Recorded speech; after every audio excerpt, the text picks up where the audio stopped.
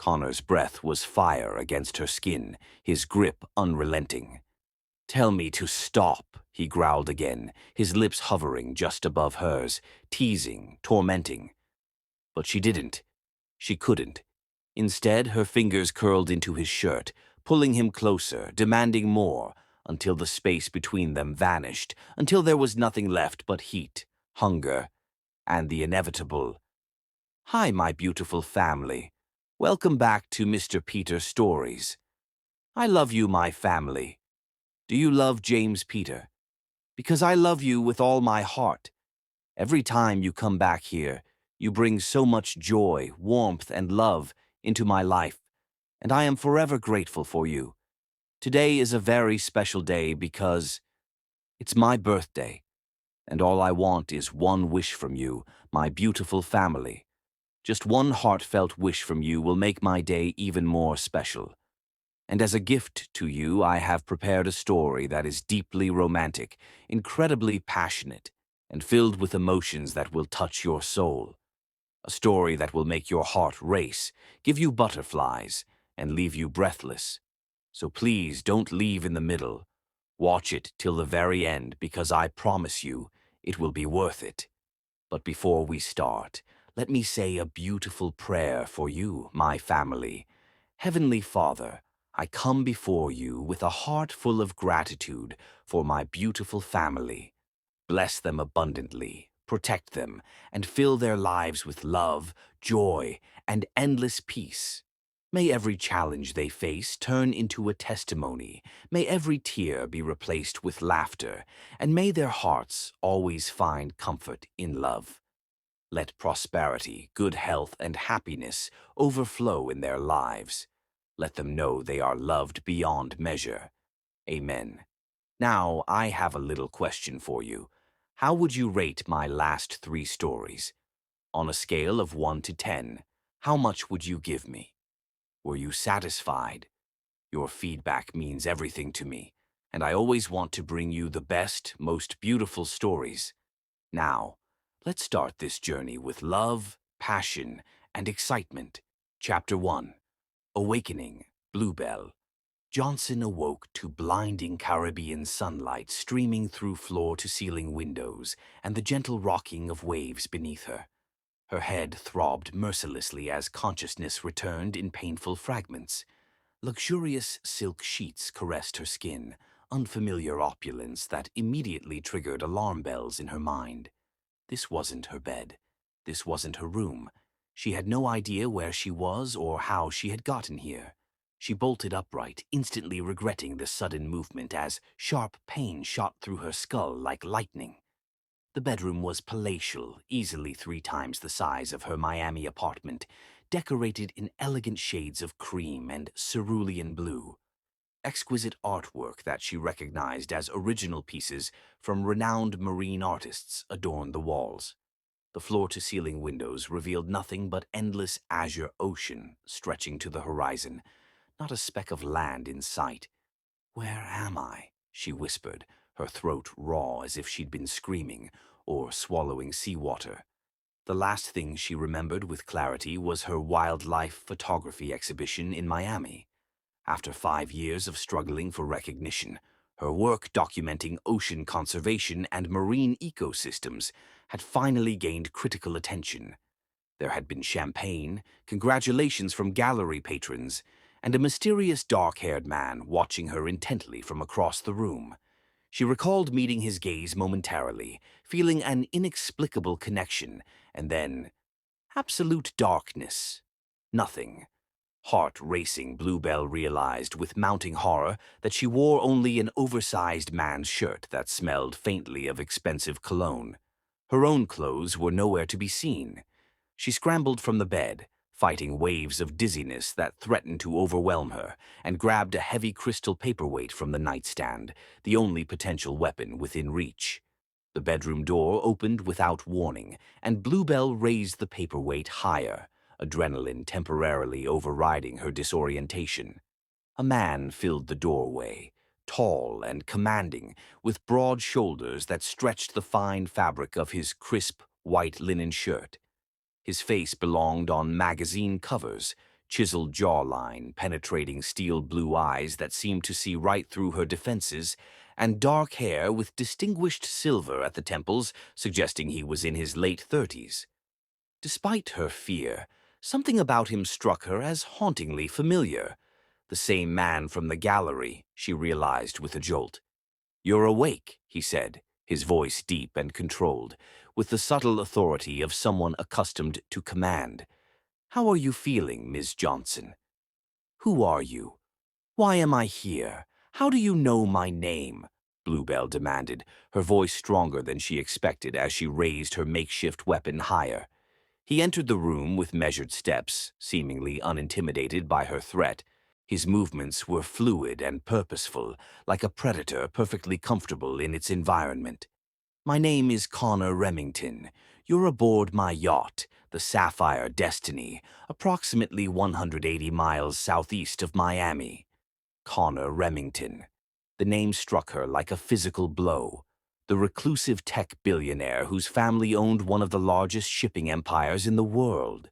His face occasionally graced business magazines and financial news before he mysteriously retreated from public life 2 years ago, following some kind of scandal she couldn't quite recall. "I found you 3 nights ago," he continued, maintaining a respectful distance that somehow made her feel both safer and more unsettled. "Floating unconscious in the ocean, clinging to a piece of fiberglass debris. No identification, no vessel in sight, nothing but the clothes on your back, which were ruined by salt water." "That's impossible," she insisted, fighting to keep her voice steady.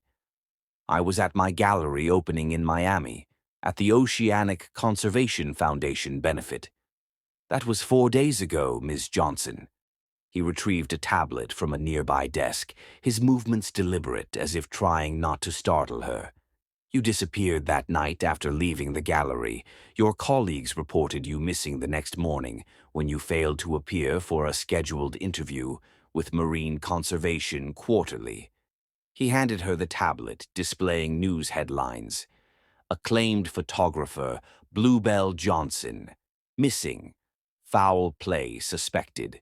Below it was a photograph of her from the gallery opening, smiling in her blue silk dress, unaware that within hours she would vanish without a trace. Her hands trembled as she scrolled through articles featuring her photograph and details of her disappearance. How could she have lost days of her life? And why couldn't she remember anything after the gallery? The cognitive disconnect was terrifying. "I've notified authorities we found you," Connor continued, his tone softening slightly. "We're currently 6 hours from the nearest port in the Bahamas. My personal physician examined you while you were unconscious. No major injuries, but you were severely dehydrated with a mild concussion and signs of prolonged exposure." "Why didn't you call the Coast Guard immediately?" Bluebell challenged, studying his face for any sign of deception. "Why bring me to your yacht instead of a hospital?" Connor's expression remained carefully neutral, but something flickered in his eyes, concern, perhaps, or something deeper. "We were in international waters during a tropical storm system that made helicopter evacuation impossible. My doctor is former Navy Medical Corps with extensive trauma experience. She advised against moving you until your condition stabilized." His eyes narrowed slightly as he added, "Besides, someone put you in that water deliberately, Ms. Johnson. The question is, why would anyone want to harm a wildlife photographer?" The implication sent a chill through her that had nothing to do with the room's temperature. Before she could respond, a knock at the door interrupted them. A woman in a crisp white uniform entered with a tray of food and medication. "Your morning treatment and breakfast, Ms. Johnson," the woman said with a slight accent Bluebell couldn't place. "Dr. Chen insists you continue the anti-inflammatory protocol and begin eating solid foods." As the woman set down the tray, Bluebell caught sight of a small tattoo on her wrist, a distinctive blue spiral surrounded by what looked like stylized waves. Recognition jolted through her body like an electric current. That symbol, She had photographed it before on shipping containers in the port of Miami, suspected of smuggling endangered marine species. The same investigation that had earned her anonymous threats 2 weeks before her exhibition opening. "Thank you, Sophia," Connor said, his tone businesslike. "Please inform Captain Davis we'll be changing course to Nassau. Maximum speed, even if it burns through our fuel reserves." When they were alone again, Bluebell found her voice. "That woman, her tattoo." "I saw you recognize it," Connor interrupted, his tone shifting to something harder, more focused. "Which confirms what I suspected when I found you. This wasn't an accident or random misfortune." "What do you mean?" Connor moved to the window, his profile sharp against the bright horizon. His posture had changed subtly, tension visible in the set of his shoulders. "The blue spiral is the mark of the Cerulean Syndicate, a trafficking network specializing in rare marine species. They operate through legitimate shipping companies to move contraband worth billions across international waters."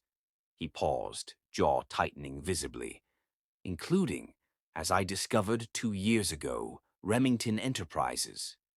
"Your company is involved in trafficking?" Bluebell asked, shock overriding caution. He turned to face her, eyes intensely blue and filled with unmistakable pain and determination.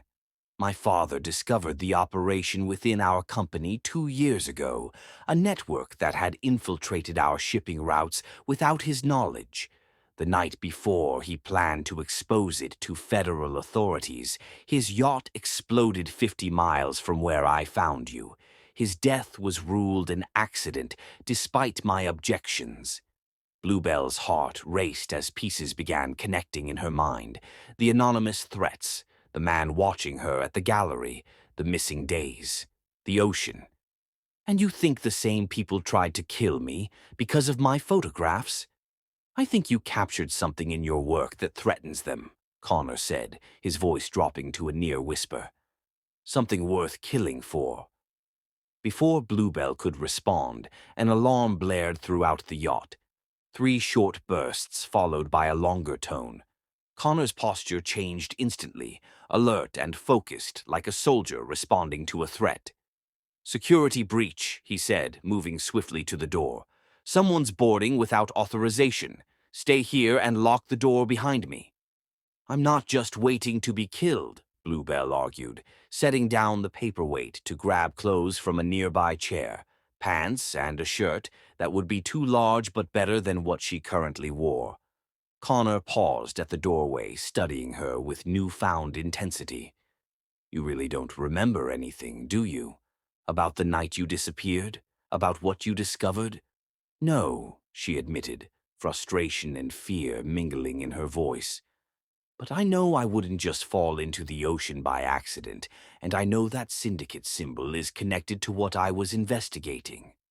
A crash echoed from somewhere on the yacht, followed by shouting in a language Bluebell didn't recognize. Connor pulled a handgun from a hidden holster beneath his shirt, his movements betraying military training that no ordinary billionaire should possess. "We don't have time for this," he said, checking the weapon with practiced efficiency. "Whether you trust me or not, your life depends on coming with me. Now." Their eyes locked in silent battle, her suspicion against his urgency. Despite every logical reason to doubt him, something in Connor's gaze compelled her trust, a certainty that transcended logic and spoke to something deeper, more instinctual. Another crash, closer this time. Shouts in what sounded like Russian. Connor extended his hand toward her. Bluebell hesitated only a moment before taking it, his palm warm and solid against hers. An unexpected current passed between them at the contact, something electric that made her breath catch despite the danger surrounding them. "Whoever you really are, Connor Remington," she whispered as he led her toward a hidden panel in the wall that slid open at his touch, revealing a narrow passage. "I hope trusting you isn't the last mistake I make." His fingers tightened around hers, the pressure both reassuring and possessive. "I promise you'll get answers, Bluebell," he said. her name intimate on his lips. If we survive the next 10 minutes. The hidden door slid closed behind them, sealing them in darkness broken only by faint emergency lighting. Bluebell realized with crystal clarity that her fate was now inextricably linked with this enigmatic billionaire who had pulled her from the sea, a man as mysterious as the blank days missing from her memory, and potentially just as dangerous. Chapter 2. Dangerous Currents. Connor guided Bluebell through the yacht's narrow maintenance passageway, the corridor illuminated only by dim emergency lighting. The thunder of footsteps and shouted commands in Russian echoed through the walls around them. Her heart pounded as she struggled to keep pace with Connor's confident strides, her body still weak from days adrift at sea. "Who are they?" she whispered, trying to ignore the way his hand felt around hers, strong and surprisingly gentle. "Syndicate enforcers," Connor replied, his voice low. "They specialize in making problems disappear permanently." They reached a junction where Connor paused to check a small screen embedded in the wall.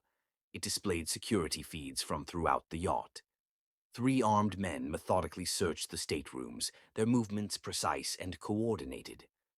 "They're searching for you specifically," Connor observed. "They're bypassing valuable items, focusing on living quarters."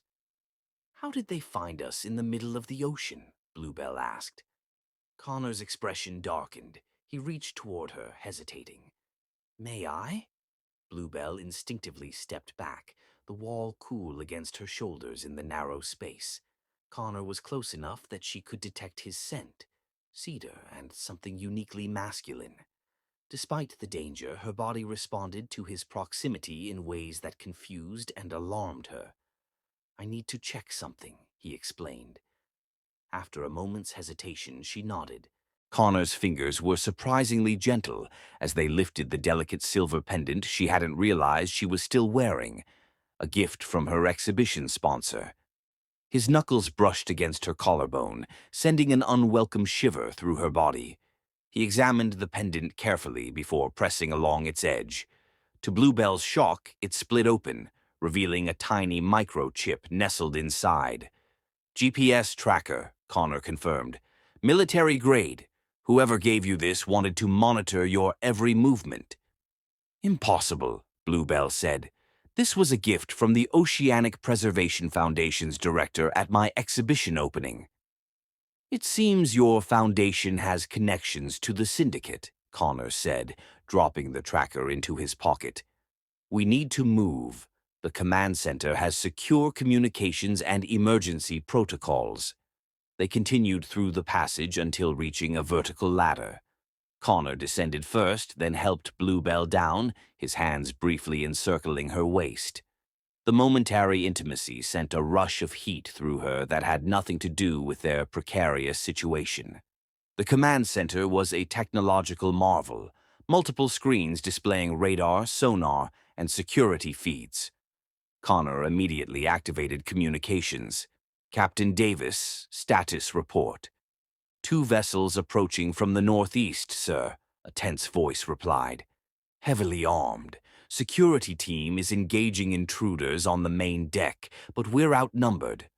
"Initiate Protocol Manta," Connor ordered. "Evacuate all non-essential personnel." Connor turned to a secure terminal, initiating what appeared to be an encrypted data transfer. "We're abandoning ship," he explained to Bluebell. "The Nautilus is docked beneath us, a submersible that can outrun anything they have." He reached into a hidden safe, retrieving a waterproof case. "I believe this belongs to you." He handed her a professional camera in a waterproof housing, her specialized underwater camera that had been missing for days. Bluebell took it with reverence, checking the memory card slot. "It's empty," she said, disappointment evident. "I extracted the cards when I found you," Connor admitted. "They're on a secure server now. Whatever you photographed before your accident is safe." A violent impact rocked the yacht, throwing Bluebell forward. Connor caught her instinctively, strong arms wrapping around her. For a breathless moment they remained pressed together, her hands against his chest, where she could feel his heart racing beneath the linen shirt.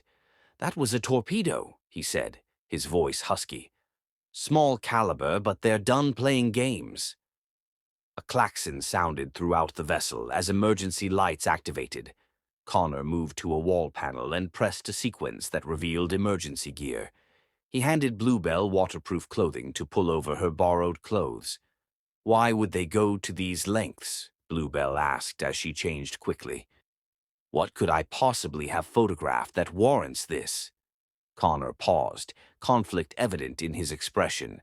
3 days before your disappearance, a shipment of extremely rare blue corals was seized in Singapore. The paperwork traced back to a shell company connected to Remington Enterprises. "And you think I photographed evidence connecting the syndicate to this shipment?" "I think you photographed something worse," Connor said gravely. "Something that could expose the entire network." Another explosion rocked the yacht. Connor guided Bluebell toward a spiral staircase leading to the yacht's lowest level. The air grew cooler, heavy with the scent of machinery and salt water. They reached a sealed chamber that opened to reveal a sleek underwater craft suspended in a flooded bay. Beyond the transparent panels, Bluebell could see the ocean depths teeming with marine life. "I designed it myself," Connor said. "It can remain submerged for 72 hours and has enough range to reach any port in the Bahamas." As they prepared to board, gunfire erupted in the corridor behind them. Connor pushed Bluebell behind him protectively as a bullet ricocheted off metal nearby. He returned fire with precision, giving them cover to reach the submersible's hatch. "Get inside," he ordered, continuing to fire methodically at their pursuers. Bluebell scrambled into the Nautilus. Connor backed toward the vessel, still exchanging gunfire. A bullet grazed his arm, tearing fabric and drawing blood. He showed no reaction beyond a slight tightening of his jaw as he finally jumped aboard, sealing the hatch behind him. He moved immediately to the controls, initiating launch sequences. Through the viewports, they watched as armed men entered the bay, firing uselessly at the submersible's reinforced hull. The Nautilus detached from its moorings and slipped silently into the deep blue water. Through the rear viewport, Bluebell watched Connor's magnificent yacht begin to list heavily, taking on water as the attacking vessels continued their assault. "Everything I've built over 2 years," Connor said quietly, his composure finally cracking. "All the evidence against the syndicate. Gone." Bluebell reached for his injured arm. "You're bleeding." "It's nothing," he dismissed, but didn't pull away from her touch. "Let me help," she insisted, locating a medical kit. As she dressed his injury, their eyes met in the submersible's dim lighting.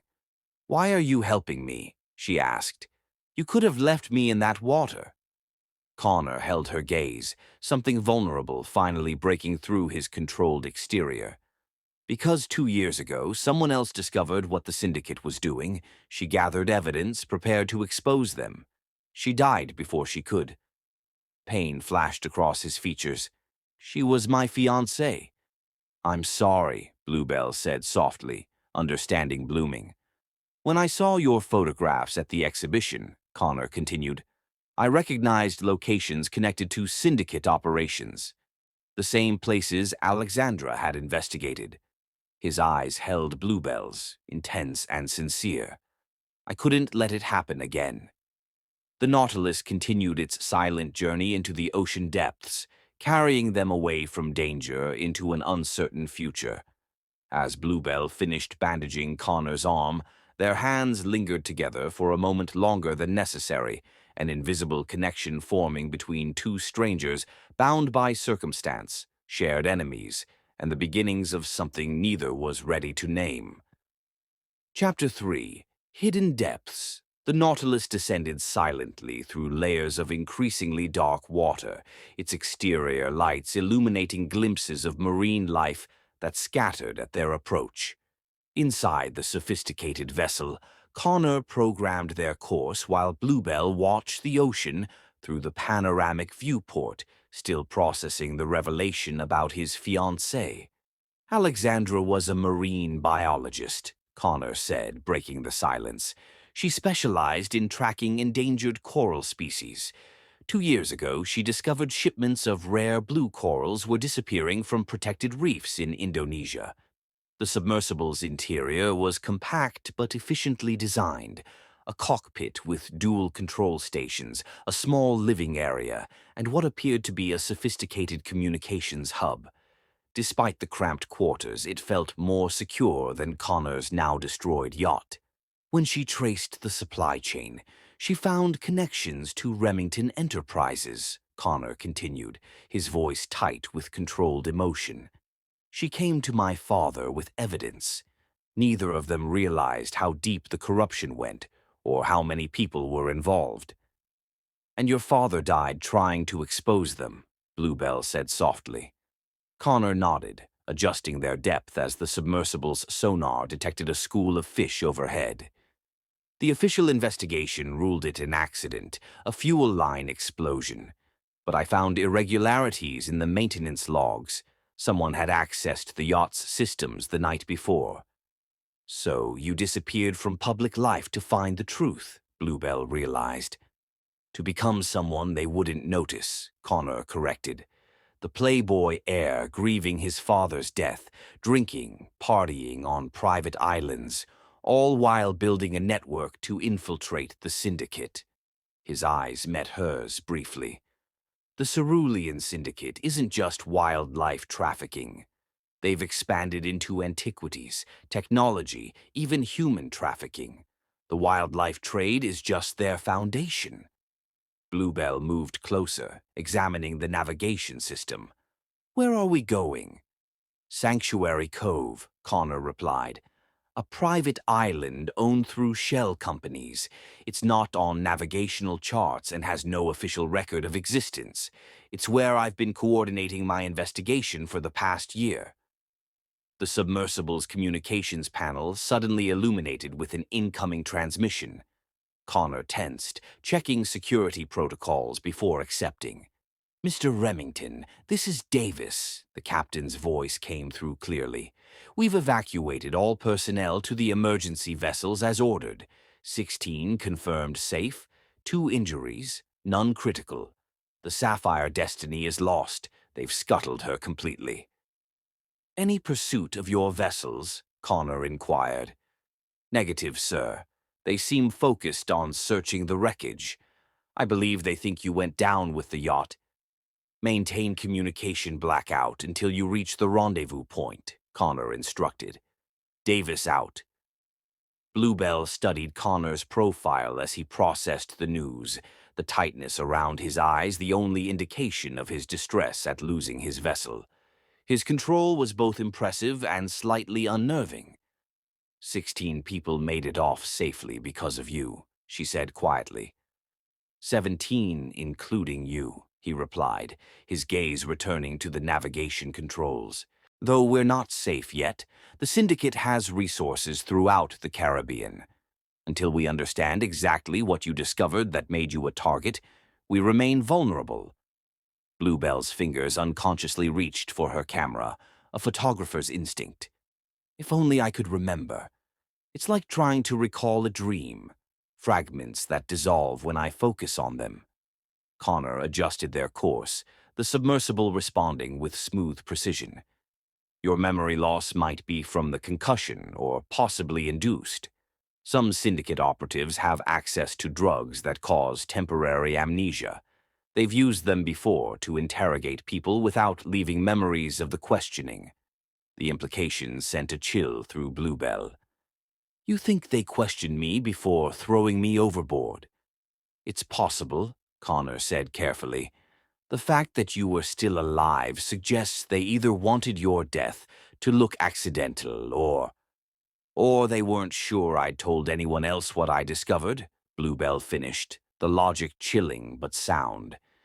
They lapsed into silence as the Nautilus continued its journey through the depths. Eventually, Connor rose from the pilot's seat, setting the navigation to autopilot.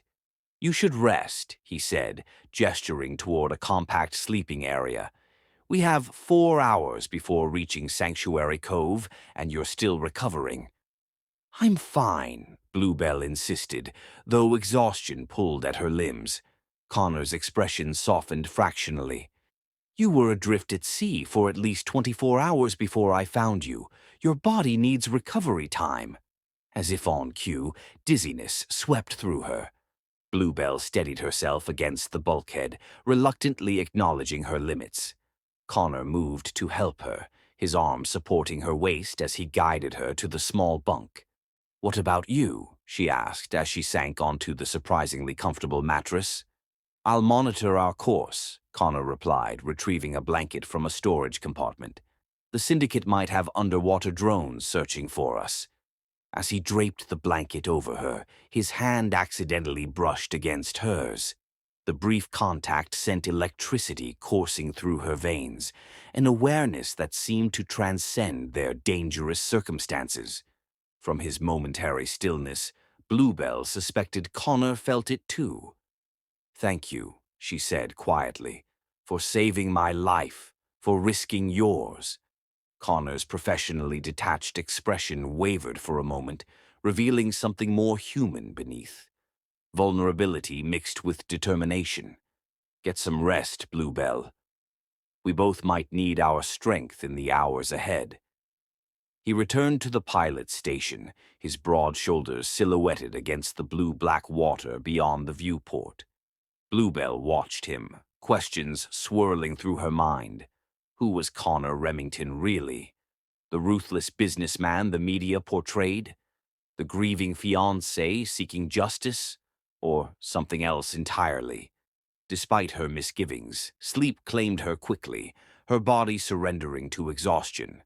Her dreams were a chaotic blend of images, coral formations hiding mysterious crates, a flash drive concealed in a camera battery compartment, a man with a blue spiral tattoo speaking into a satellite phone. But most disturbing was the recurring image of a massive underwater facility, its purpose unclear yet somehow sinister. She awoke with a gasp to find Connor kneeling beside her, concern etched on his face. "You were calling out in your sleep," he explained, his hand hovering uncertainly near her shoulder. "Something about a facility underwater." "I remembered something," Bluebell said, sitting up quickly. "Not everything, but fragments. I think I know why they tried to kill me." Connor's expression sharpened with interest. "Tell me." "I was photographing coral reef degradation near an Indonesian marine sanctuary," she began, the memories crystallizing as she spoke.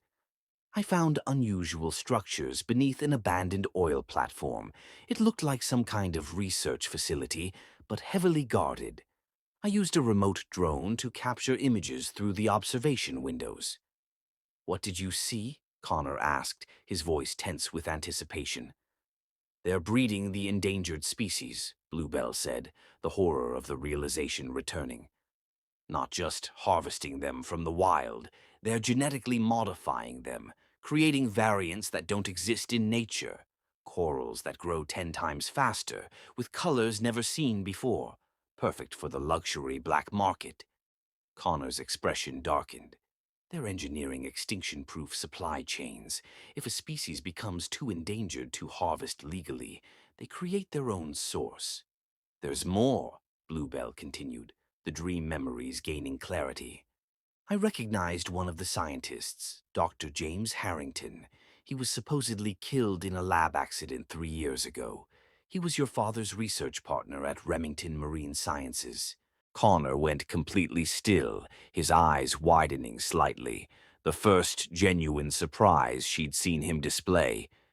"You're certain?" "Absolutely," Bluebell confirmed. "I interviewed him for a conservation piece 2 years before his death. I never forget a face." Connor moved to the communications console, accessing secure files with rapid keystrokes. Harrington was working on accelerated coral growth for reef restoration. His research was legitimate, funded by my father's foundation. When he died, all his research disappeared. They didn't just kill him, they recruited him, Bluebell realized, the implications staggering. Connor turned back to her, determination hardening his features. Your memory is returning. That means we're one step ahead of them now. But they still have the facility, the research, everything they need to continue, Bluebell pointed out. A slight smile touched Connor's lips, dangerous and resolute. Not for long. We reach Sanctuary Cove in 20 minutes. From there, we begin our counterattack. Through the viewport, the first hints of dawn filtered through the water, illuminating an approaching landmass rising from the sea floor. As Bluebell watched the underwater paradise emerge from the darkness, she felt something unexpected stir within her. Not just determination to expose the truth, but a growing faith in the complex man who had saved her life. Whatever awaited them at Sanctuary Cove, she was no longer just a victim in this dangerous game. With her memories returning and Connor's resources at hand, Bluebell was ready to fight back against the syndicate that had tried to silence her, and in doing so, perhaps find justice for Connor's lost loved ones as well. Chapter 4. Sanctuary Cove.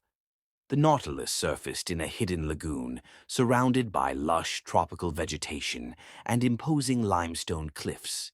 As the submersible's hatch opened, fresh air rushed in, carrying the scent of flowers and rain-washed earth. After hours in the confined underwater vessel, Bluebell breathed deeply, grateful for the open sky above. "Welcome to Sanctuary Cove," Connor said, helping her onto a small wooden dock that extended from a pristine white sand beach. Despite their ordeal, his movements remained precise and controlled, revealing little of the exhaustion he must feel. The island was smaller than Bluebell expected, perhaps a mile across, but spectacularly beautiful. A modern structure of glass and sustainable materials was built into the hillside, almost invisible from the water, yet offering commanding views of the surrounding ocean.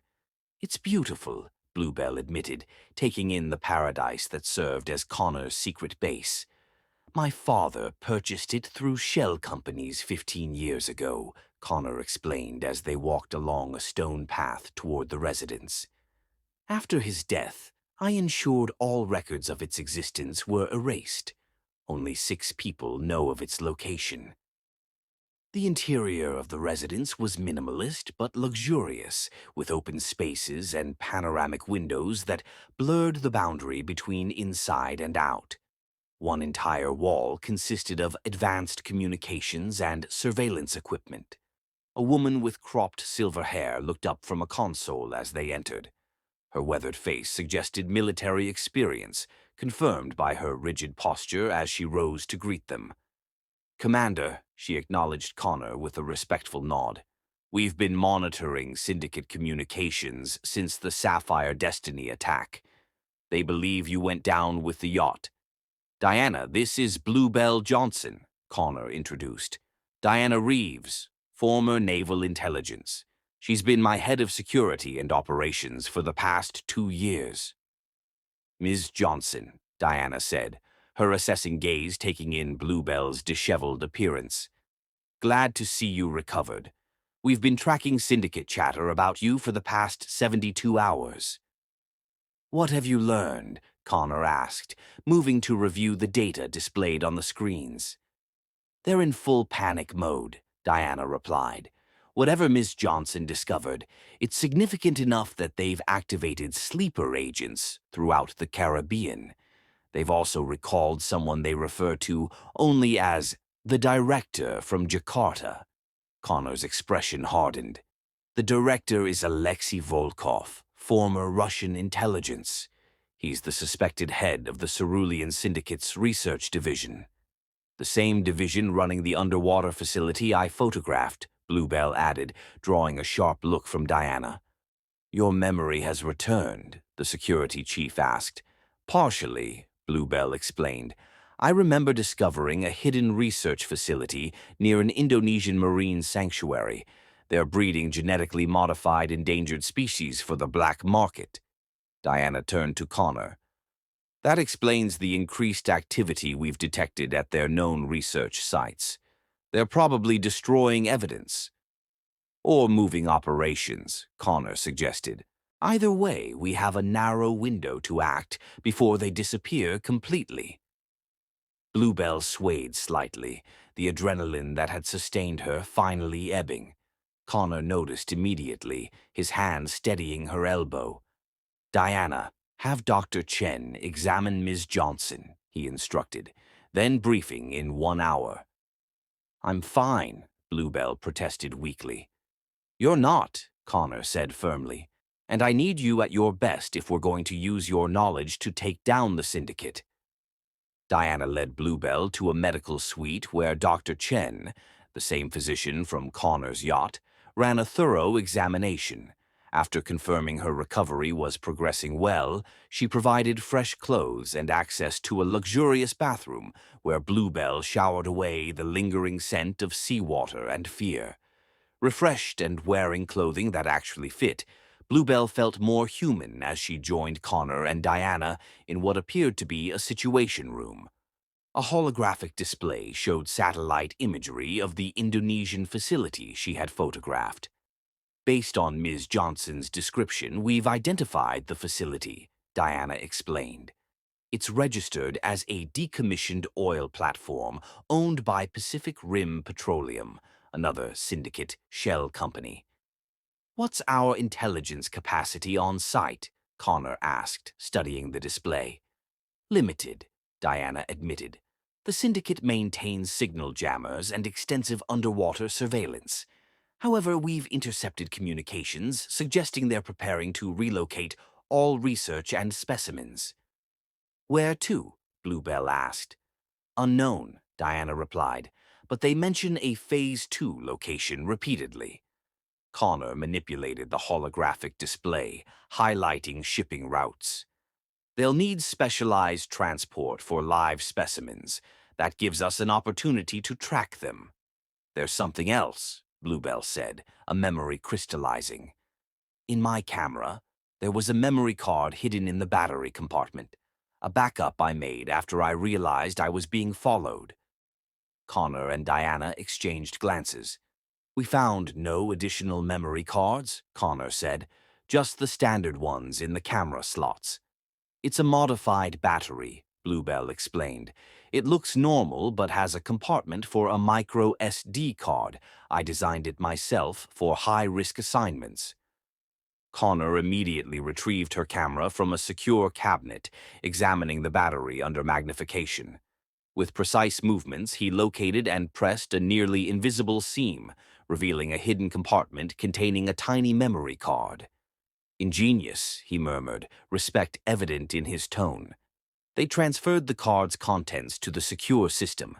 Dozens of high-resolution images appeared on screen, detailed shots of the underwater facility, including interior views capturing lab equipment, specimens in various stages of development, and most damning of all, clear images of supposedly dead scientists working alongside armed guards. "This is it," Connor said quietly. "The evidence we need to dismantle their entire operation." "There's more," Bluebell said, pointing to images of shipping manifests.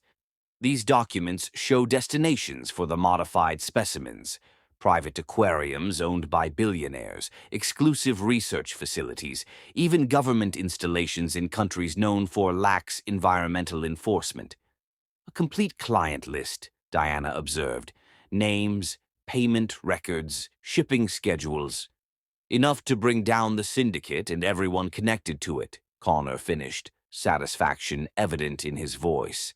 As they studied the evidence, Bluebell noticed dates on the shipment manifests. "They have a major transport scheduled for tomorrow night, specimens bound for facilities in Dubai, Shanghai, and Sao Paulo." Connor's expression shifted to one of grim determination. "Then we have less than 36 hours to plan our intervention." As Diana began outlining tactical options, Bluebell found herself watching Connor, the intensity of his focus, the subtle indicators of his brilliant mind working through complexities. In the midst of danger and intrigue, she was surprised to recognize an inconvenient truth. She was becoming increasingly drawn to this enigmatic man who had saved her life and now offered her the chance to bring down those who had tried to kill her. When their eyes met briefly across the holographic display, the electric connection between them was undeniable. A current of attraction neither had time to acknowledge, but both could clearly feel. Chapter 5.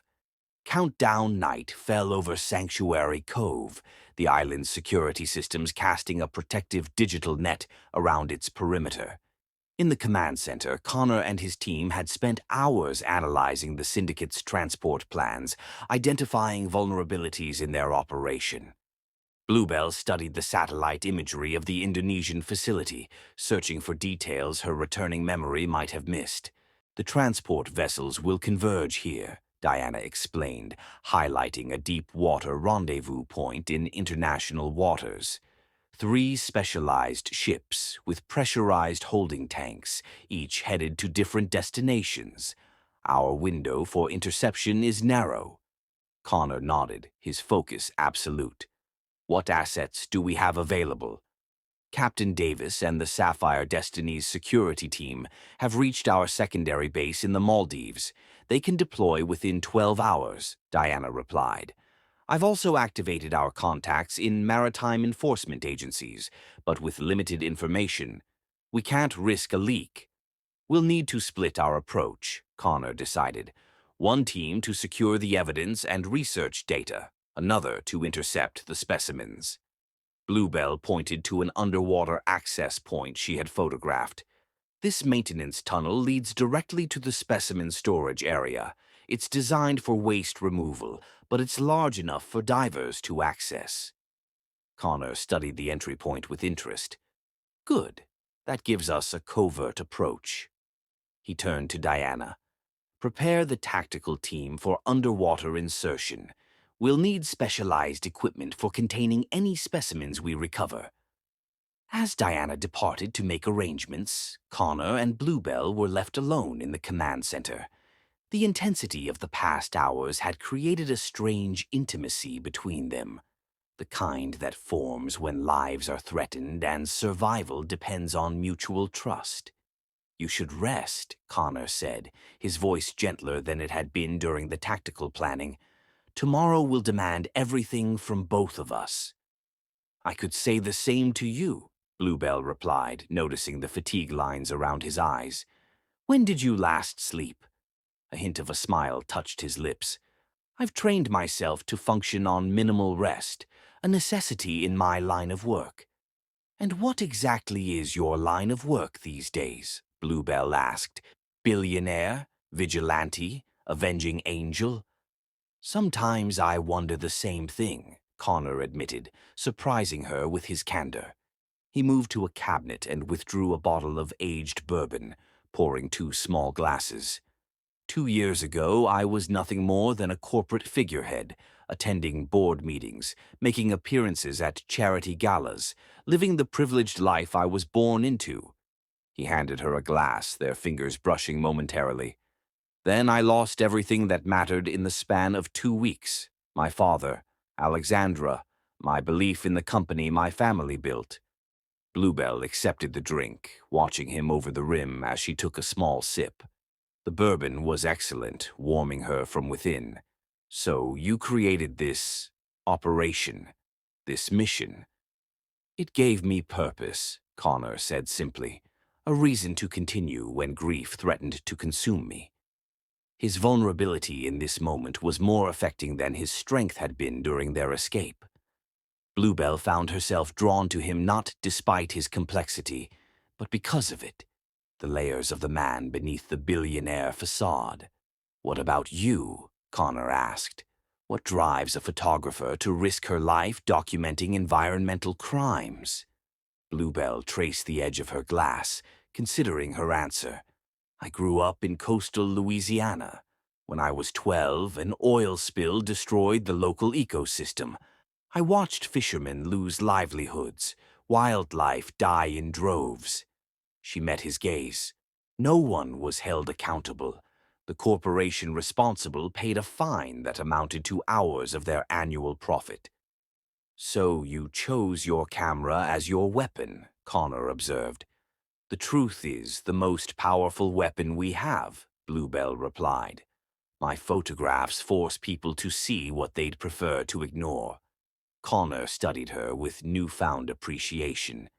"We're not so different, then. Just different methods toward the same end." The moment between them expanded, charged with unspoken recognition, of shared purpose, of mutual respect, of something deeper neither was ready to name.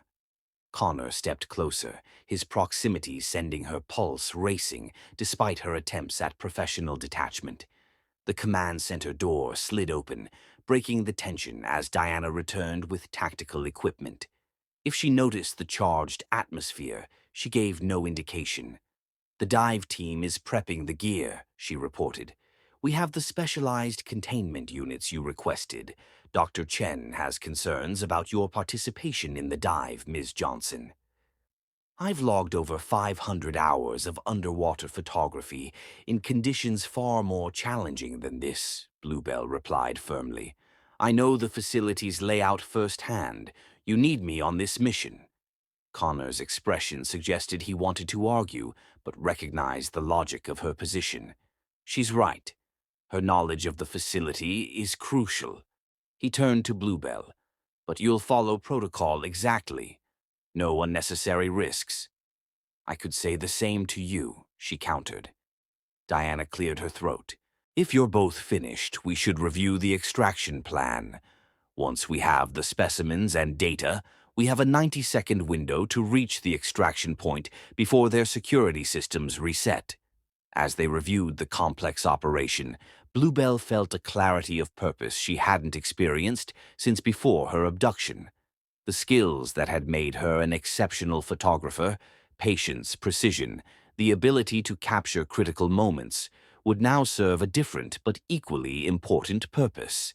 Later, as the planning session concluded, Connor walked Bluebell to the guest suite prepared for her. The hallway was silent except for their footsteps, the large windows revealing a night sky brilliant with stars untainted by light pollution. "Thank you," Bluebell said as they reached her door. "For what?" "For believing me. For risking everything to help someone you barely knew." She hesitated. "Most people in your position would have notified authorities and washed their hands of the situation."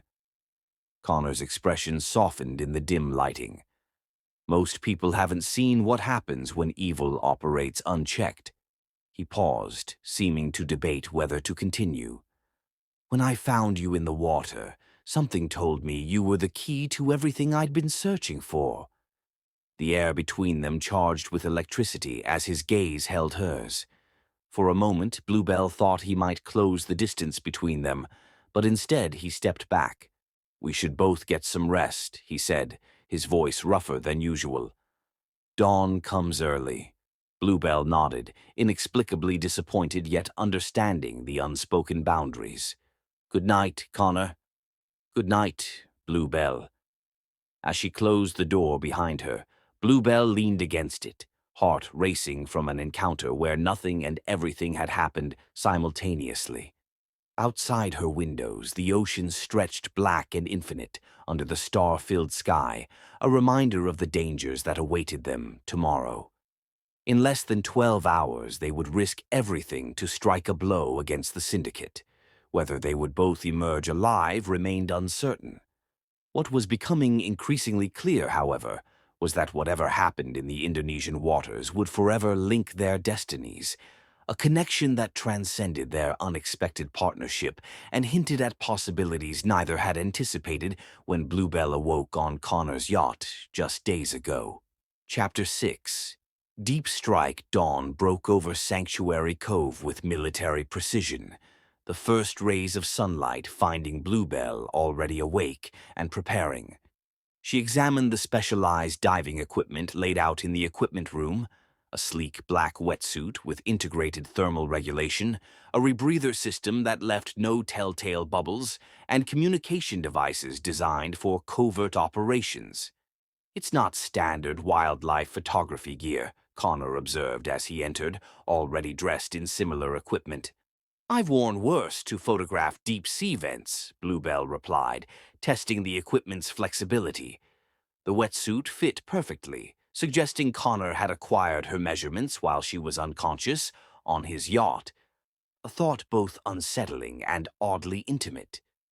Diana arrived with final intelligence updates. Satellite imagery confirms increased activity at the facility.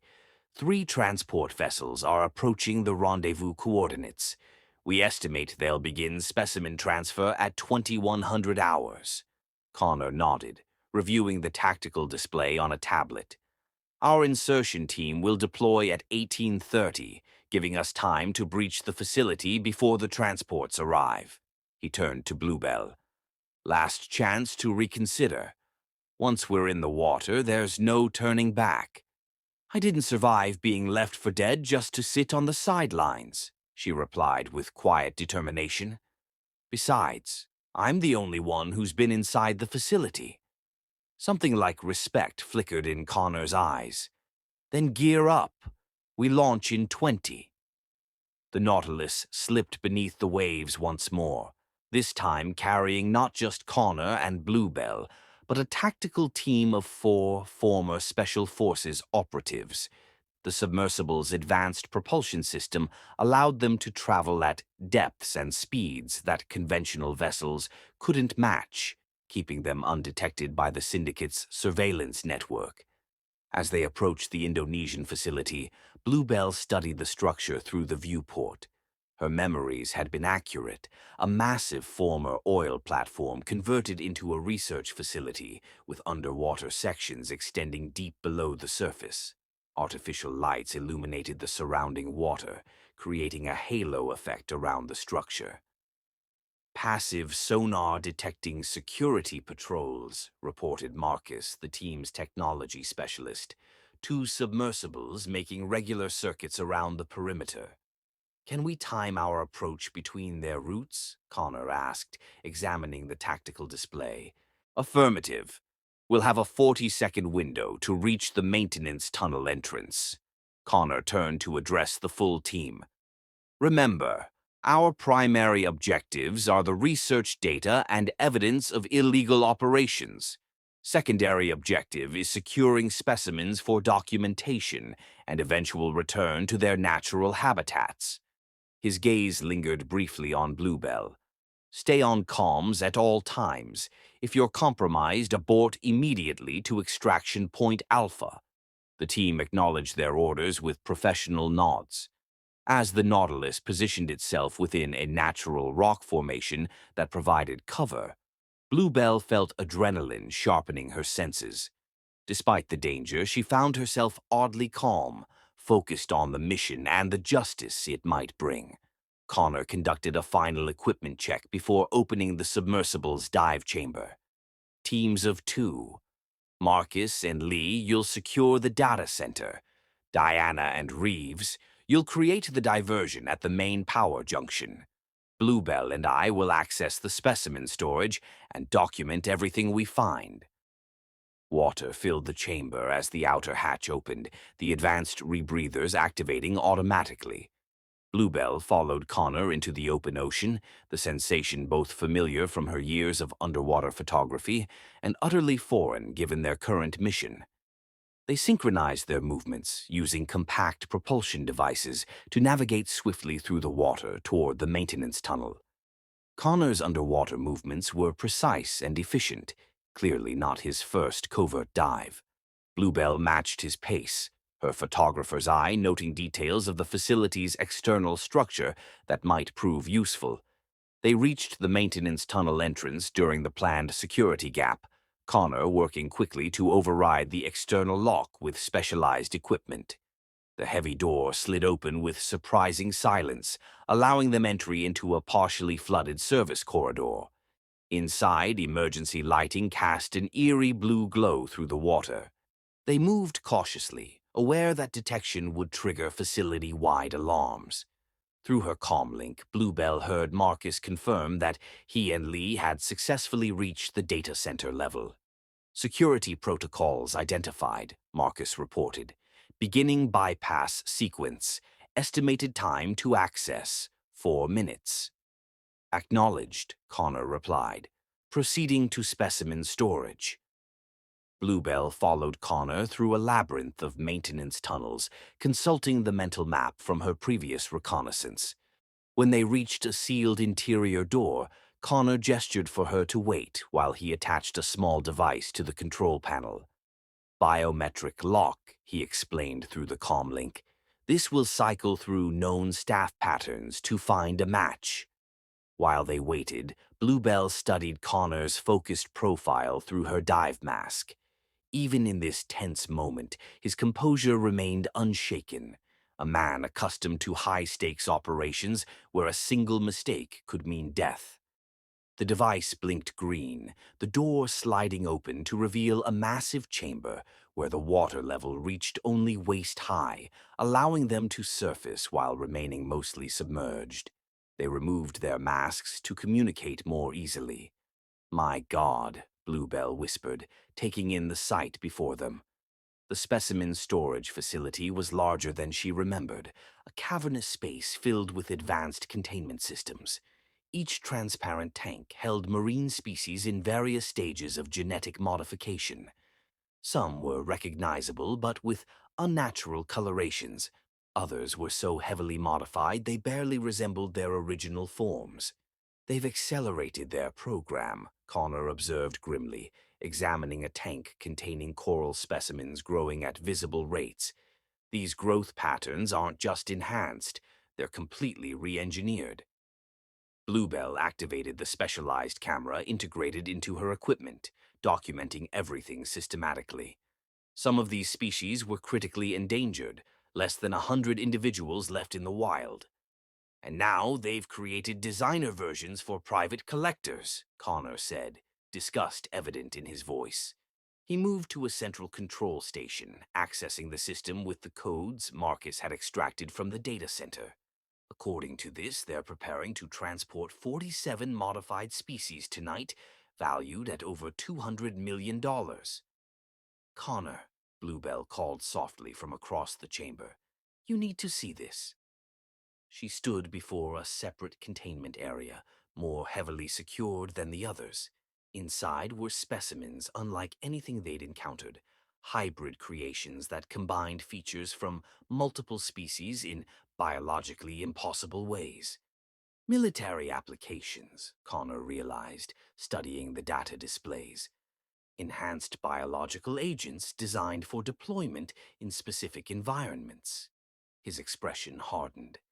This goes beyond black market trafficking. They're developing biological weapons. Before Bluebell could respond, Diana's voice came urgently through their comms. "Primary security systems offline, diversion in place. But we've triggered secondary protocols. Security teams are mobilizing." "Marcus, status on data extraction," Connor demanded. 80% complete. Need 3 more minutes." Connor made a rapid decision. "Continue data extraction. Diana, maintain the diversion. Bluebell and I will secure key specimens as evidence." He turned to Bluebell. "We need to document everything and take samples from the military development section. It's our best leverage against whoever's funding this operation." They worked with practiced efficiency, Bluebell's expertise in underwater documentation complementing Connor's tactical knowledge. As they collected samples and comprehensive imagery, alarms suddenly blared throughout the facility. "Perimeter breach detected," Marcus reported urgently. "Unknown vessels approaching at high speed, not syndicate signatures." Connor checked the exterior feeds. "Maritime enforcement vessels. Someone leaked our operation." "Or someone wants to ensure no evidence leaves this facility," Bluebell suggested, recognizing the implications. "If they're compromised, they might prefer to destroy everything." Connor's expression confirmed her suspicion. "Diana, Extraction plan Bravo. Marcus, complete download and proceed to extraction point. He turned to Bluebell. We need to move, now. They resealed their masks and submerged fully as the facility's emergency protocols activated, compartment doors beginning to seal automatically. Connor led them through a different route than their entry, navigating service areas that weren't on the official facility schematics. As they swam through a narrow utility passage, a violent explosion rocked the entire structure. Warning lights flashed as integrity breach alarms sounded. Through their comms, they heard Diana reporting that multiple explosions were occurring throughout the facility. They're scuttling it, Connor realized, destroying everything rather than risk exposure. Water pressure increased as they fought their way toward the extraction point, sections of the facility beginning to collapse around them. Bluebell's photographer's instincts warred with survival needs, the urge to document this criminal destruction, battling with the necessity to escape. They emerged into open water just as a massive section of the facility imploded behind them, the shockwave propelling them forward.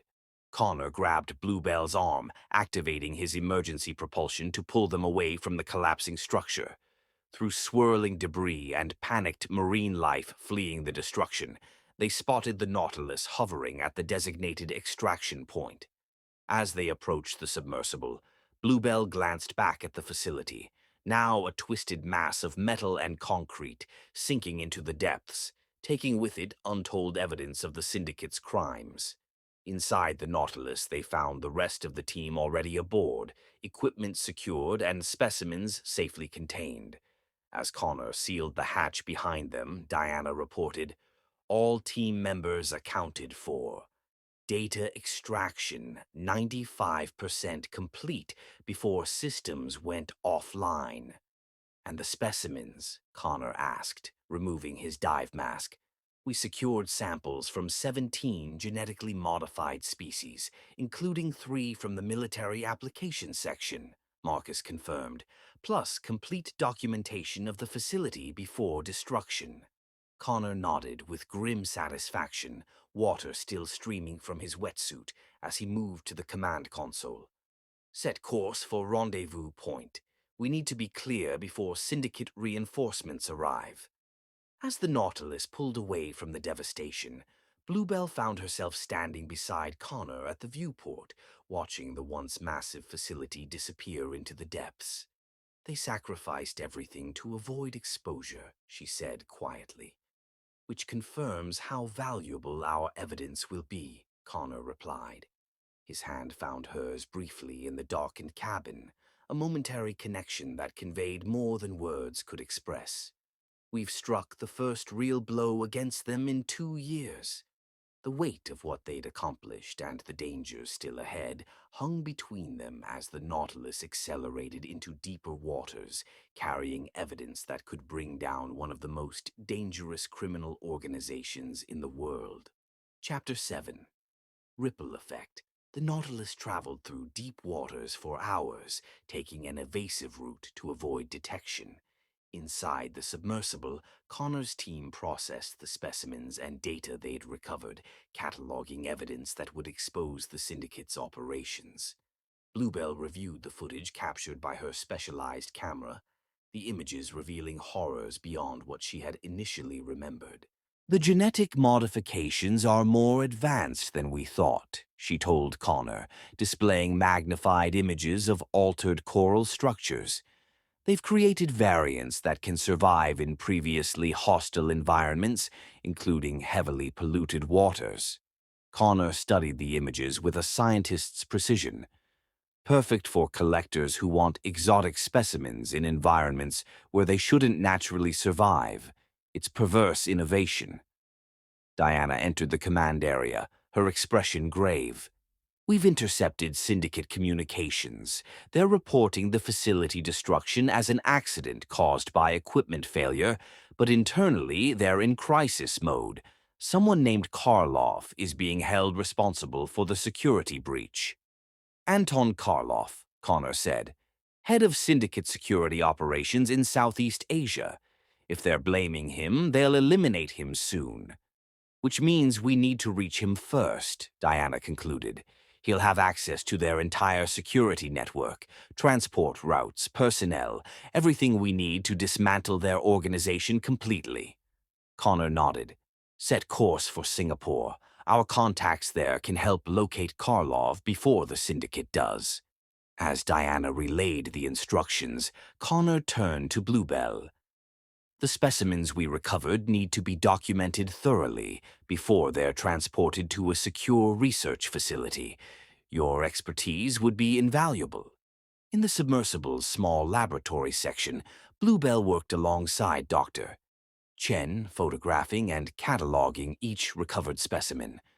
The modified organisms were hauntingly beautiful despite their unnatural origins. Corals that glowed with bioluminescence never seen in nature, fish with impossible color patterns, modified sea creatures designed for maximum visual impact regardless of biological cost. The syndicate made billions selling these to private collectors, Dr. Chen explained, examining a particularly rare modified clownfish variant. But the military applications are far more disturbing. She indicated sealed containers holding specimens from the high security section. These are engineered to survive in specific environments and release toxins that would be undetectable until too late. Imagine deploying these in an enemy's water supply or coastal waters. The implications chilled Bluebell. What had begun as documentation of wildlife trafficking had expanded into something with global security implications. Hours later, as they approached Singapore waters, Connor called the team together for a briefing.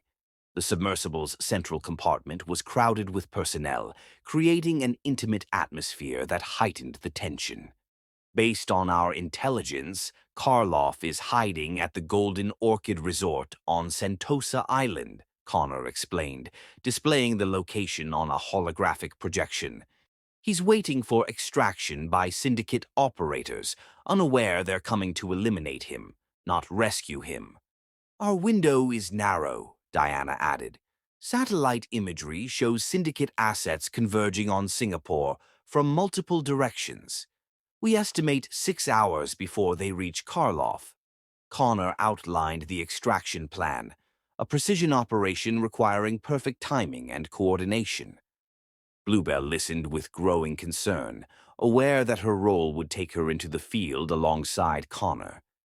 You're not operationally trained, she pointed out when the briefing concluded, and the team dispersed to prepare.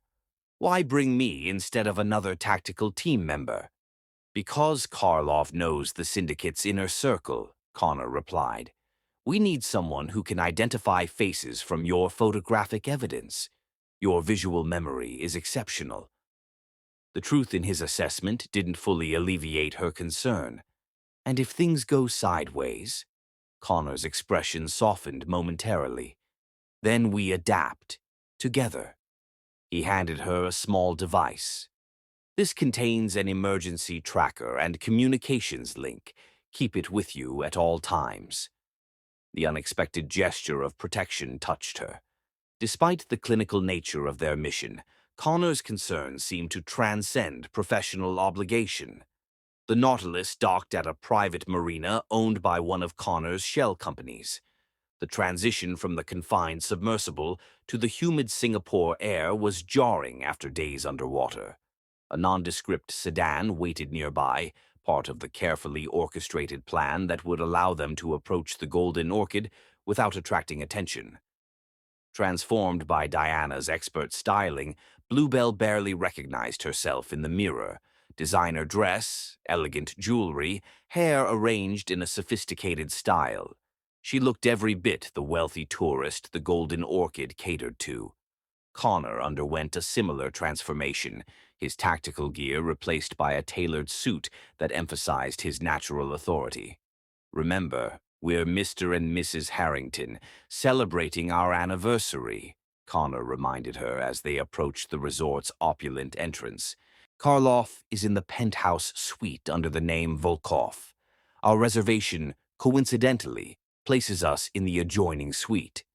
The lobby was a symphony of luxury, marble floors, crystal chandeliers, staff attending to guests' every need. Connor played his role flawlessly, the attentive husband with the perfect balance of affection and restraint. Bluebell matched his performance, years of embedding with subjects for photography projects, making the deception second nature.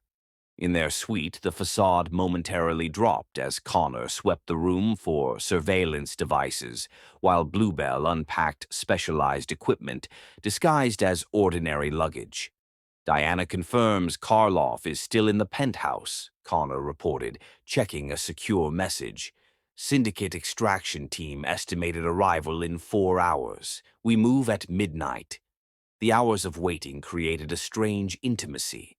Confined to their suite to maintain their cover, they reviewed the operation details repeatedly while awareness of each other in the shared space grew increasingly distracting. "You've done this before," Bluebell observed as Connor checked his concealed weapon with practiced efficiency. "Undercover operations. This isn't just about your father and fiancé, is it?" Connor's rhythm faltered momentarily. "My background isn't as straightforward as the media believes. Before taking over Remington Enterprises, I spent 5 years in naval intelligence. The Playboy air image was cultivated deliberately." The revelation reshuffled Bluebell's understanding of him. "So when the syndicate killed your loved ones, they didn't just target a wealthy businessman. They targeted someone with the skills and resources to dismantle their entire operation," Connor confirmed. "Their mistake. At midnight, they moved with synchronized precision. The connecting door to Karloff's suite required Connor's specialized tools to bypass security. Inside, they found the suite dark except for a single lamp, illuminating a man slumped in an armchair, glass in hand. "Anton Karloff," Connor said quietly, keeping his weapon visible but not directly threatening. The man looked up without surprise. "Remington. I wondered when you would find me." His accent was faintly Eastern European, his expression resigned. "You're too late. The dead man's switch activated an hour ago when I missed my verification check-in." "What dead man's switch?" Bluebell asked, alarm rising. Karloff's bitter laugh held no humor.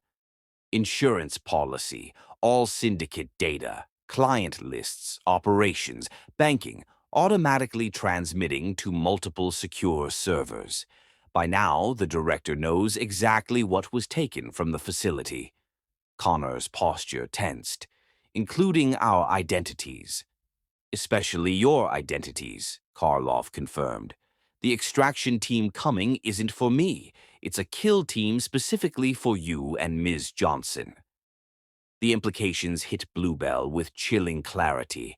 Their carefully planned extraction of Karloff had become a trap, with them as the intended targets.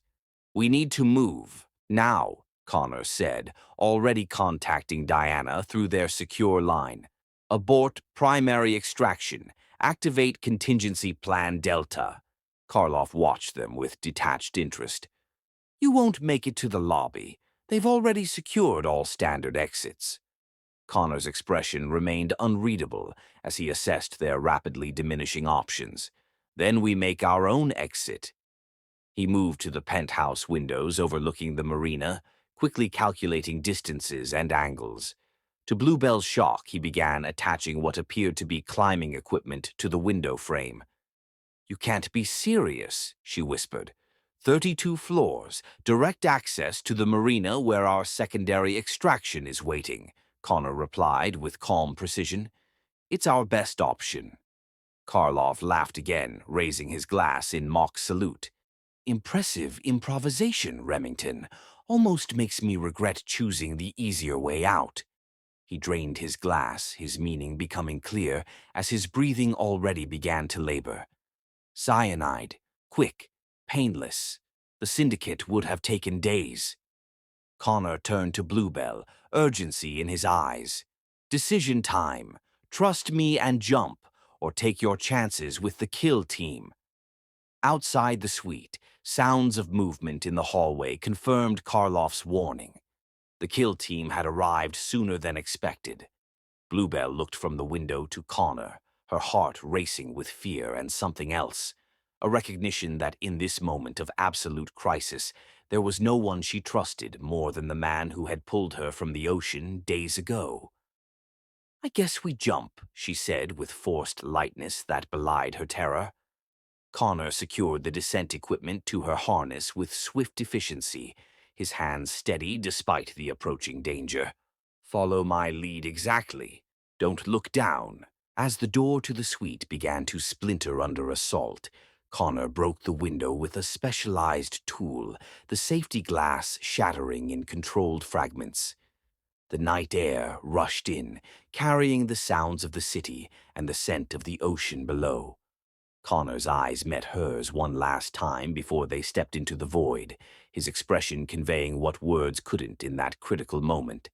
Determination, reassurance, and something deeper that neither had time to acknowledge as gravity claimed them, and they plunged into the darkness, leaving the Syndicate's kill team firing uselessly into the empty night. Chapter 8. Hunted. The controlled descent from the penthouse suite was anything but smooth.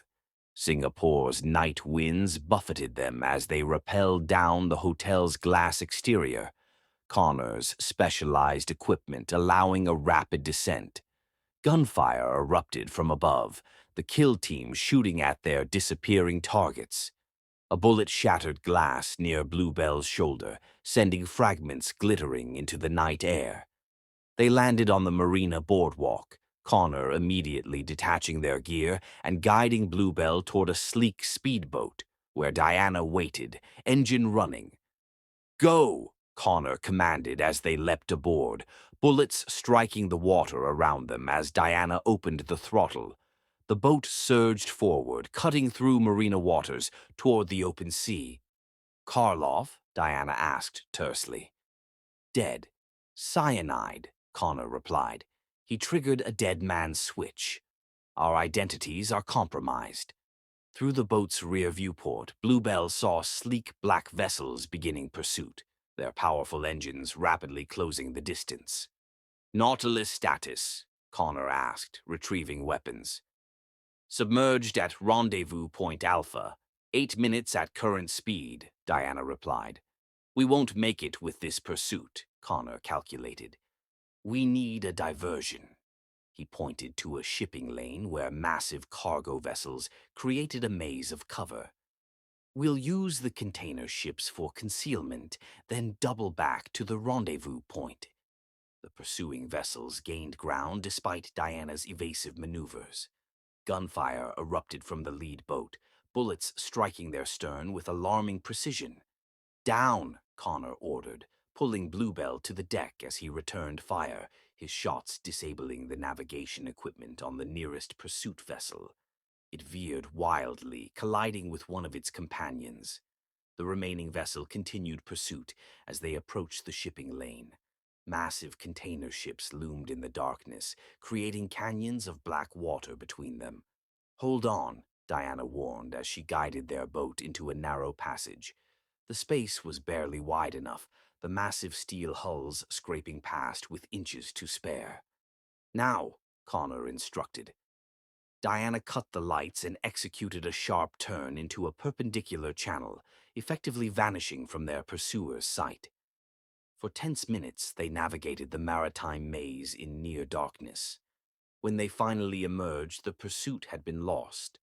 Diana immediately set course for the rendezvous point. "Why go to these lengths?" Bluebell asked as adrenaline began to fade. "What makes us so important that they'd send a kill team?" "With the evidence from the facility and what you photographed, we could expose operations they've kept hidden for decades," Connor explained. "They're not just hunting us. By now, they're eliminating everyone connected to the Indonesian facility." The ruthless logic chilled Bluebell. People were dying because of what she had discovered, collateral damage in a war she never intended to start. They reached the rendezvous point, Connor activating a specialized transmitter that would signal the Nautilus without being detected by conventional sonar. Minutes later, the water churned as the submersible rose from the depths.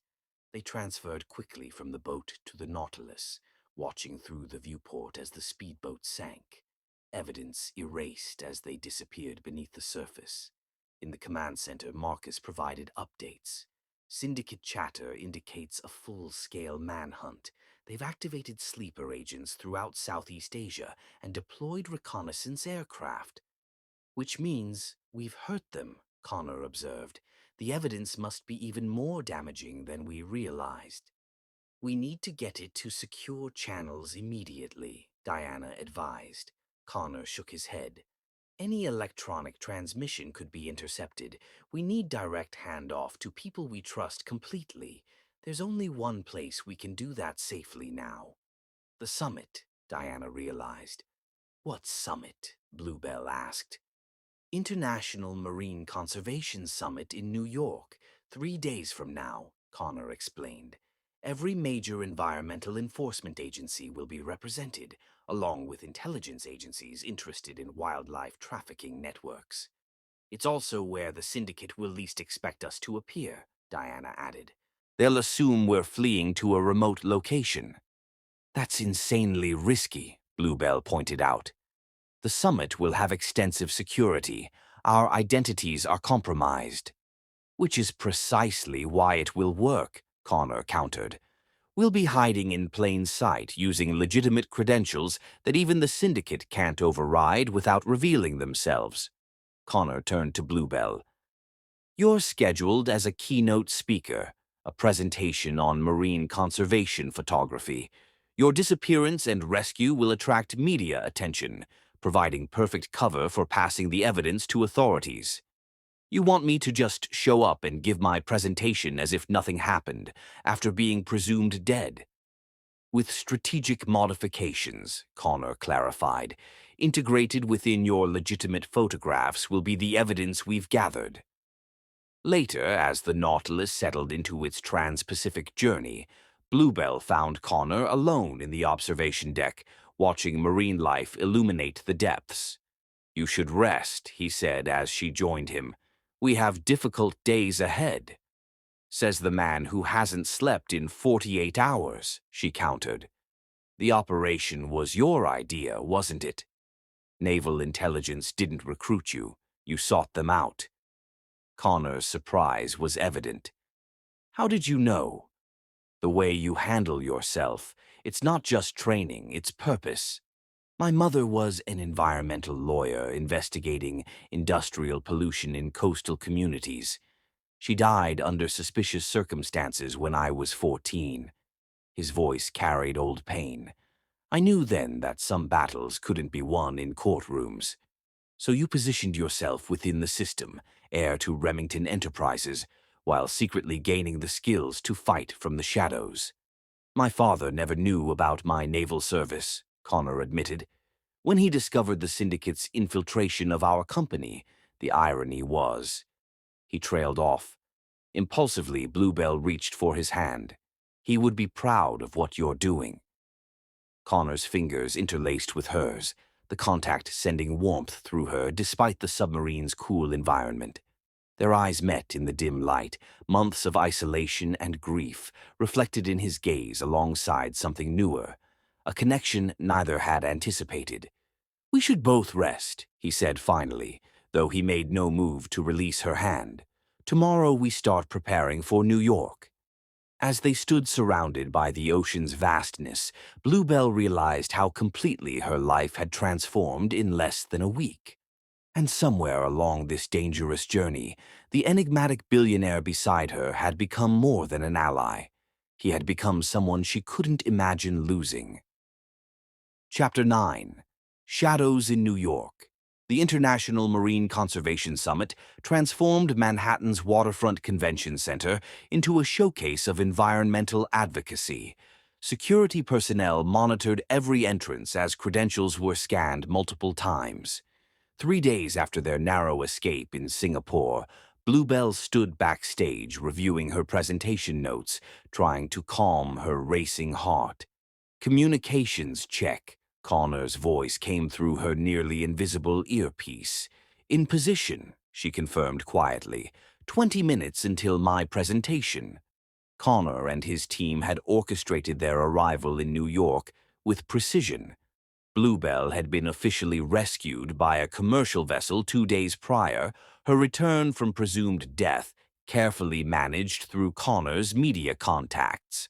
The story generated exactly the right amount of attention, enough to explain her presence, but not so much that her movements were scrutinized. Diana has confirmed syndicate operatives among the attendees, Connor reported. At least 3 that we can identify. They're watching but don't appear to know our intentions. A summit coordinator approached. Ms. Johnson, you're on in 5 minutes. The director would like a word before you go on. Bluebell followed the coordinator to a small office where an elegant woman in her 60s waited. Dr. Elizabeth Harrington, director of the International Marine Conservation Initiative and the summit's organizer. Bluebell, my dear, Dr. Harrington embraced her warmly. Your rescue was nothing short of miraculous. We were devastated when you were reported missing. Thank you for keeping me on the program, Bluebell replied. Wild horses couldn't have kept you off it, Dr. Harrington smiled. Your work is more important than ever. I understand you have new material to share. Something in the director's tone triggered Bluebell's internal alarms. Just updated photographs from before my accident. As they walked toward the main hall, Bluebell whispered into her concealed microphone. Connor, something's wrong with Harrington. She knows. Maintain your cover, came his immediate response. Proceed as planned, but be alert. The main hall was filled to capacity with scientists, officials, and media representatives. As Bluebell took the stage, polite applause greeted her. Many attendees curious about the photographer who had miraculously survived being lost at sea. Her presentation began smoothly, sharing stunning images of marine ecosystems while weaving in subtle references to her discoveries. The audience remained engaged, unaware that encrypted data was being transmitted with each slide change. Midway through, security personnel began quietly entering through multiple doors. Through her earpiece, she heard Connor's tense voice. Security breach. They've identified our operation. Continue but prepare for rapid extraction. When she reached the critical section containing the most damning evidence, she noticed Dr. Harrington speaking intensely into a phone at the side of the stage.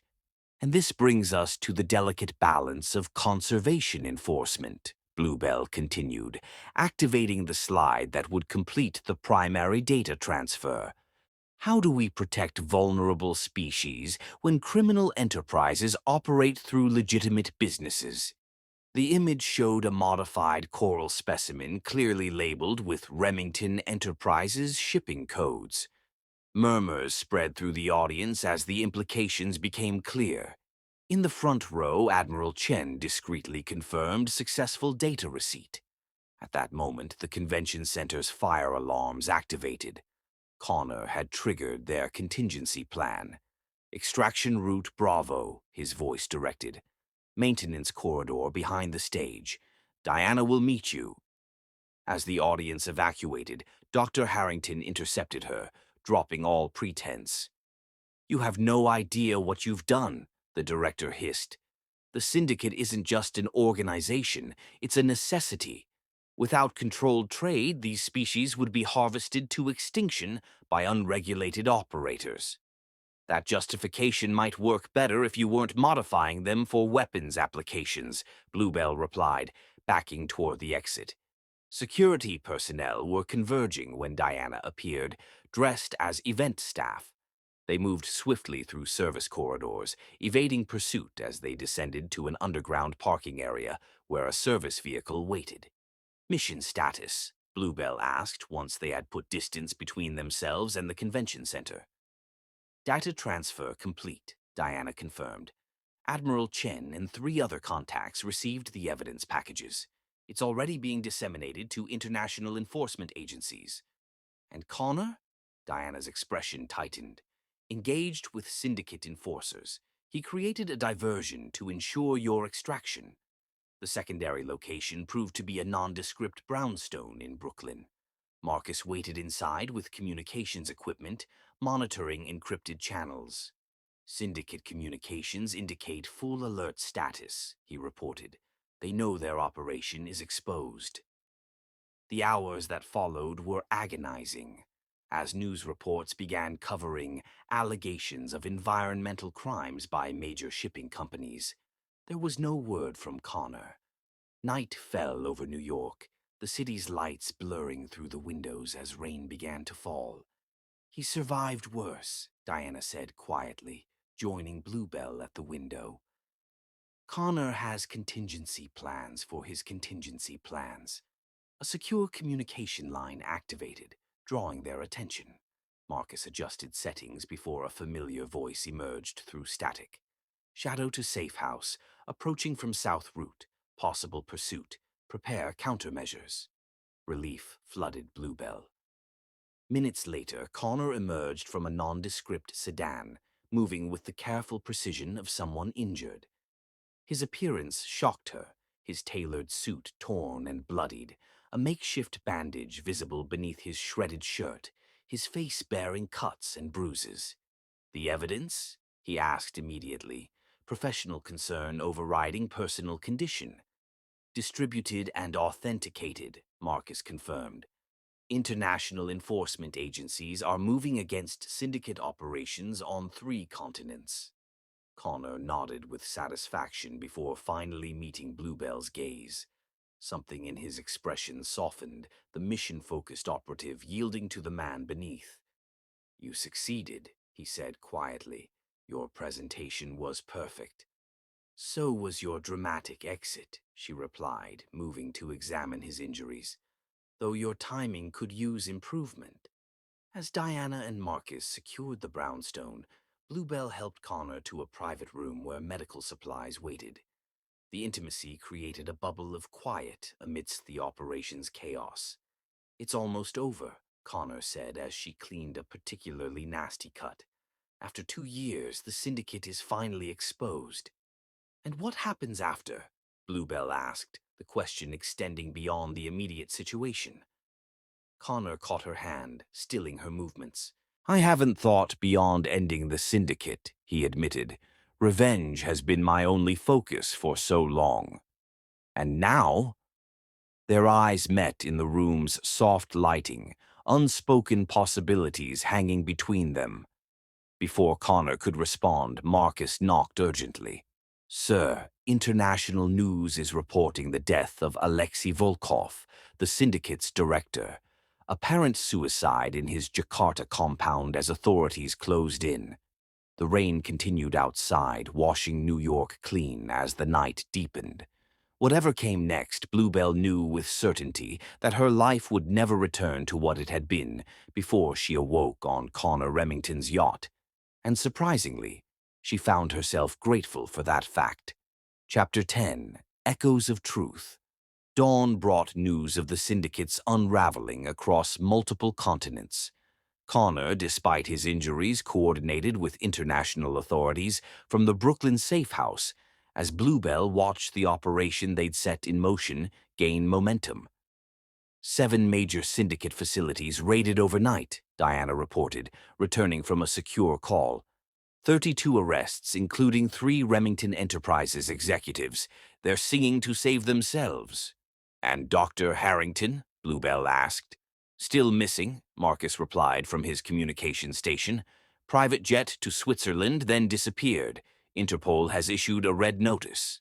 Connor studied satellite imagery of a remote Caribbean island. The syndicate maintained a secondary research facility here. Completely off-grid, no digital footprint. It's where they'd regroup. "You think Harrington went there?" Bluebell asked. "With the primary facility destroyed and authorities closing in, they need to secure their research. This location houses their backup data and irreplaceable specimens."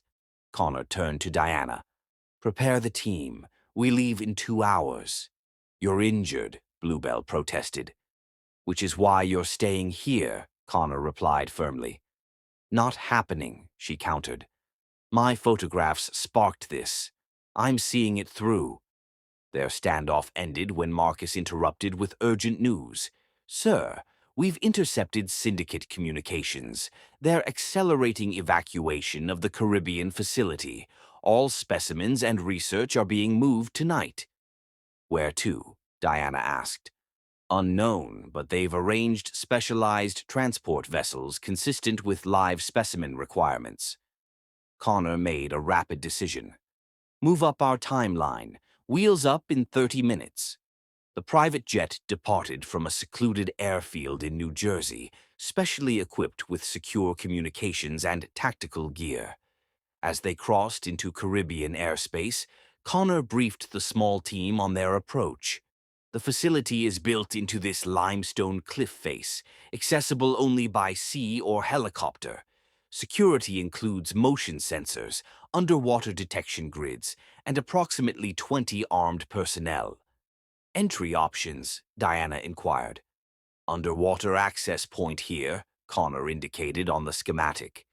"Used for specimen collection and waste disposal. Limited monitoring due to regular marine traffic." As darkness fell, they approached by sea using a local fishing vessel as cover. Diana's team deployed first, neutralizing perimeter security while Connor and Bluebell prepared their underwater approach. "Remember, we're here for intelligence and documentation only," Connor reminded her as they checked their diving gear. "No unnecessary risks." The underwater passage proved more challenging than anticipated, narrow, dark, with strong currents pulling against them. Connor led with confident precision despite his injuries, navigating through the labyrinthine access tunnel until they reached an interior maintenance area. Inside, the facility hummed with activity, scientists hurriedly packing specimens and data, security personnel patrolling with heightened alertness. From their concealed position, Bluebell documented everything with her specialized camera, while Connor accessed a computer terminal. "They're moving everything to a mobile platform," he whispered after reviewing secure files. "A converted oil rig in international waters, self-sufficient, heavily defended." A familiar voice made Bluebell freeze. Dr. Harrington entered the laboratory area, directing the evacuation with cold efficiency. "Priority 1, specimens only," she instructed technicians. "Destroy everything we can't transport. Nothing can remain for authorities to find." Connor signaled they had the intelligence they needed. As they prepared to withdraw, an alarm suddenly blared throughout the facility. "Perimeter breach detected," announced an automated system. "Security protocols activated." "Diana's team must have been discovered," Connor said. "We need a new exit strategy." They moved deeper into the facility as security personnel rushed toward the perimeter. In the chaos, they encountered Dr. Harrington alone in her office, destroying documents. "I wondered when you'd arrive, Mr. Remington," she said without surprise, not bothering to reach for the alarm. "You're persistent, I'll grant you that." "It's over, Elizabeth," Connor replied. "Authorities are closing in on every syndicate operation worldwide." "You think so?" she laughed bitterly. "We've survived world wars, economic collapses, and countless government investigations. This is merely a setback." "Why?" Bluebell asked. "You were respected in conservation circles. Why protect people destroying what you claimed to save?" "Naive child," Harrington said coldly. "Conservation without commercialization is doomed to fail. Our work preserved species that would otherwise be extinct while providing sustainable revenue streams." "And the weapons applications?" Connor challenged. "Progress requires sacrifice," she replied without remorse. "Besides, those who funded that research made our conservation work possible." Explosions rocked the facility, interrupting their confrontation. "That would be the self-destruct sequence," Harrington explained calmly. "In 10 minutes, nothing will remain but smoking ruins." Connor moved quickly, securing Harrington as Bluebell downloaded files from the office computer. "Diana, status?" he called through their communications link. Engaged with hostile forces at the north entrance, came the terse reply. Extraction compromised. Secondary route through the specimen loading bay, Connor decided. Meet us there in 5 minutes. They moved through corridors, now filling with smoke, bringing Harrington as both prisoner and shield. The loading bay was chaos, workers abandoning valuable specimens in their rush to evacuate, alarms blaring, sprinkler systems activated. Diana and her team arrived, showing signs of combat but operational. Boats waiting at the pier, 2 minutes before this place collapses. As they rushed toward the exit, Harrington suddenly broke free, shoving Bluebell aside and grabbing a fallen security guard's weapon. Connor reacted instantly, placing himself between Bluebell and danger. The gunshot echoed through the loading bay as Connor staggered. Diana neutralized Harrington with clinical efficiency, while Bluebell caught Connor before he fell. Just a graze, he insisted through clenched teeth, though blood soaked his side. Keep moving. They reached the pier as explosions consumed the facility behind them. Once safely aboard their extraction vessel, Diana treated Connor's wound, more serious than he'd admitted but not life-threatening. "Did you get what we needed?" he asked Bluebell, grimacing as Diana cleaned the bullet wound. She held up the data drive. Coordinates for their mobile platform, research protocols, client lists, everything. "Then we still have a chance to end this," Connor said, determination overriding pain. "The platform is their last significant asset." As their boat sped away from the burning facility, Bluebell watched flames reflect against the night sky. Dr. Harrington sat secured and silent, her life's work destroyed, her future uncertain at best. What had begun as Bluebell's mission to document environmental crimes had escalated into something far larger. And between her and Connor, something unexpected had developed. A connection forged in danger and shared purpose, tested by fire and betrayal, yet growing stronger with each challenge overcome. The final confrontation lay ahead at the Syndicate's mobile platform. As medical personnel attended Connor's injuries, Bluebell found herself sharing his determination to finish what they'd started, not just for justice or revenge, but for the chance at something neither had been seeking when fate brought them together on the Sapphire Destiny. Chapter 11. Final Stand. The converted oil platform loomed against the horizon, a fortress in international waters beyond conventional jurisdiction. 5 days after the Caribbean facility's destruction, Connor's team approached under cover of a brewing storm, the turbulent waters providing natural concealment. Platform security includes 24 armed personnel, automated defense systems, and helicopter support. Diana briefed them in the command cabin of their disguised vessel. "They've consolidated all remaining research and specimens here." Connor, still recovering from his gunshot wound but characteristically refusing to stand down, studied the structural schematics they'd extracted from Dr. Harrington's files. 3 access points, he indicated: helicopter pad, main dock, and underwater maintenance entry. "We'll split into teams, converging on the central research lab." "Intelligence indicates the Syndicate Board has gathered for emergency protocols," Marcus added. "This is our opportunity to capture the entire remaining leadership." "And the evidence?" Bluebell asked. "Secure all research data and photograph the modified specimens," Connor instructed. "Authorities are standing by in international waters, waiting for our signal to move in." As darkness fell, they launched their operation. Diana led the first team toward the main dock, while Marcus coordinated remote technical interference to blind surveillance systems. Connor and Bluebell, despite her concerns about his condition, took the underwater approach. The storm intensified as they navigated beneath the massive structure, waves crashing against the platform's support columns. They reached the maintenance hatch just as Diana's team created a diversion at the main dock, drawing security personnel away from their position. Inside, they moved efficiently through maintenance corridors. The facility's skeleton crew focused on the apparent threat at the dock. They reached the central laboratory without detection, finding it filled with the Syndicate's most valuable assets. Rare specimens in advanced containment systems and computer banks housing irreplaceable research. "Start the documentation," Connor directed as he accessed the central computer system. "I'll download their research data and client networks." Bluebell worked quickly, photographing each specimen with methodical precision. She had just finished when Connor tensed at the computer terminal. "They're initiating a data purge," he said urgently. "And something else. The facility's automated systems are engaging defense protocols." Alarms suddenly blared throughout the platform.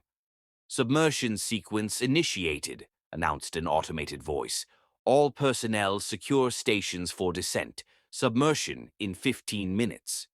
"Submersion?" Bluebell asked in disbelief. "The platform can submerge completely," Connor explained grimly. "It's designed to disappear if compromised, becoming effectively a submarine until the threat passes." Diana's voice came through their communications link. "Security forces converging on your position. We're cut off from extraction route." "Get your team to the helicopter pad," Connor ordered. "Secure transportation and stand by." "What about you?" "We'll disable the submersion sequence and meet you topside." Connor moved to a control station, attempting to override the automated protocols, while Bluebell continued securing evidence. The laboratory door suddenly slid open, revealing a distinguished man in his 60s flanked by armed security. "Mr. Remington," he greeted with chilling civility. "I've been anticipating this meeting. William Thorne, chairman of the Cerulean Syndicate." Connor positioned himself between Thorne and Bluebell. "Your organization is finished, Thorne. International authorities have your operation dismantled on 5 continents." "Temporary setbacks," Thorne dismissed. "We've survived worse. The research preserved here will allow us to rebuild everything within 5 years." "Not this time," Bluebell countered, securing her camera with its damning evidence. Thorne studied her with cold interest. "The photographer who started this cascade of inconveniences. You should have remained lost at sea, Ms. Johnson." "Submersion sequence. 10 minutes," announced the automated system. "You have a choice," Thorne continued. "Leave now with your lives or remain and descend with us. The platform can remain submerged for 6 months, plenty of time for this unfortunate episode to be forgotten." Connor's hand moved imperceptibly toward his concealed weapon. "There's a third option. You surrender and face justice for what you've done." Thorne's laugh held no humor. "Always the idealist, like your father. He made the same miscalculation, believing legality trumps necessity." The accusation hung in the air, confirmation of Connor's long-held suspicions about his father's death. Before he could respond, the platform shuddered violently. Security alarms changed tone as Thorne's communications device activated. "Sir, we're under attack," came an urgent report. "Military vessels approaching from the north. Aircraft inbound." The synchronized raid Connor had arranged with international authorities had begun, triggered by the platform's submersion sequence. Thorne's momentary distraction gave Connor the opening he needed. He moved with practiced efficiency, disarming the nearest guard while Bluebell used her camera flash to momentarily blind the second. Chaos erupted in the laboratory as Thorne fled, sealing doors behind him. Connor quickly accessed the control system, overriding safety protocols to halt the submersion sequence. "Platform stabilized," he confirmed. "Diana, status?" "Helicopter secured. Military forces boarding from multiple points. We need to move now." They fought their way to the upper levels as the platform became a battleground between Syndicate security and international forces. On the helicopter pad, rain lashed sideways in the intensifying storm as Diana prepared for immediate evacuation. "Thorne," she asked as they boarded. Escaped during the confusion, Connor replied grimly, but without his organization or research. As their helicopter lifted off, Bluebell watched military personnel secure the platform below. The syndicate's final stronghold had fallen, its leadership scattered, its operations exposed to the world. Connor sat beside her, exhaustion finally showing through his controlled facade. His hand found hers in the dim light of the helicopter cabin, their fingers intertwining as the storm raged around them. "It's finished," he said quietly. Bluebell squeezed his hand, understanding the weight of those simple words, the culmination of 2 years of single-minded pursuit, the justice finally achieved for his father and fiancée. "What happens now?" she asked, the question encompassing far more than just their immediate future. Connor's gaze met hers, something unguarded and hopeful, replacing the determined focus that had defined him since they met. "That depends," he replied, his voice barely audible above the helicopter's engines. "On what you want to happen next."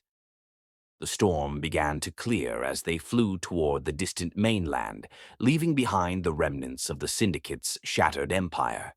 For the first time since awakening on the Sapphire Destiny, Bluebell felt the constraints of survival and mission fall away, revealing the possibility of something neither had been seeking when fate threw them together on the open sea. Chapter 12. Blue Horizons. 3 months after the Syndicate's collapse, Bluebell stood on the deck of a sleek research vessel, watching sunrise paint the Caribbean waters in shades of gold and amber. The ship, christened New Horizon, represented the transformation of Connor Remington's mission from vengeance to restoration. International authorities had spent weeks untangling the syndicate's operations across 23 countries.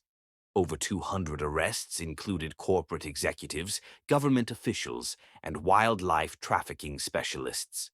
The evidence Bluebell and Connor had gathered proved irrefutable, leading to unprecedented cooperation between environmental agencies and law enforcement. "Morning," Connor's voice came from behind her. "You're up early."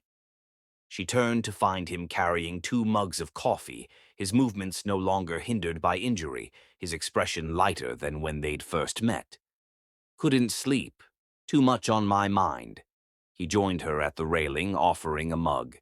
"Second thoughts about today's dive?" "No," she smiled, accepting the coffee. "Just thinking about how much has changed since I woke up on your yacht." The past months had been a whirlwind of testimony, evidence processing, and media attention. Bluebell's photographs had become central to international prosecution efforts, while Connor had redirected Remington Enterprises toward marine conservation, funding rehabilitation programs for damaged ecosystems. Their relationship had evolved gradually amid the chaos, neither rushing to define what was growing between them, a partnership forged in crisis that had deepened into something more profound once the immediate danger passed. "The research team is ready whenever you are," Connor said. "The modified coral specimens are responding well to the reversal protocol." Today's mission represented a significant milestone, returning genetically modified specimens to carefully selected natural habitats after Dr. Chen's team had stabilized their DNA. The New Horizon carried scientific personnel from 5 countries, all focused on undoing the syndicate's environmental damage. "Any word on Thorne?" Bluebell asked.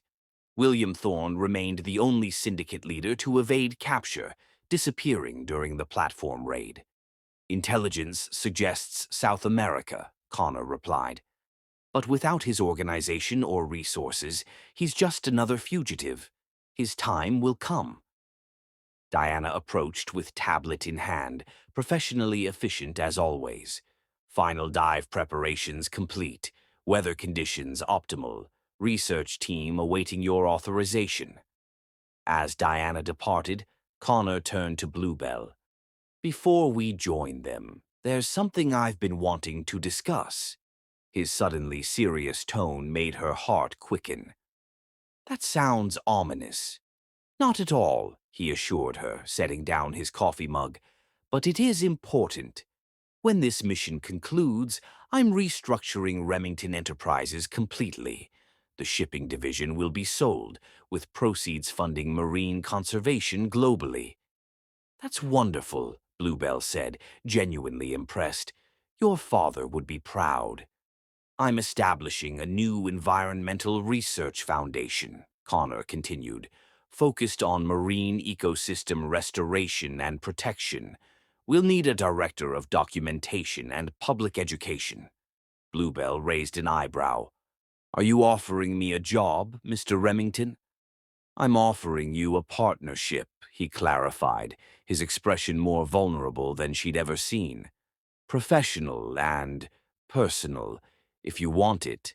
The moment stretched between them, filled with possibility.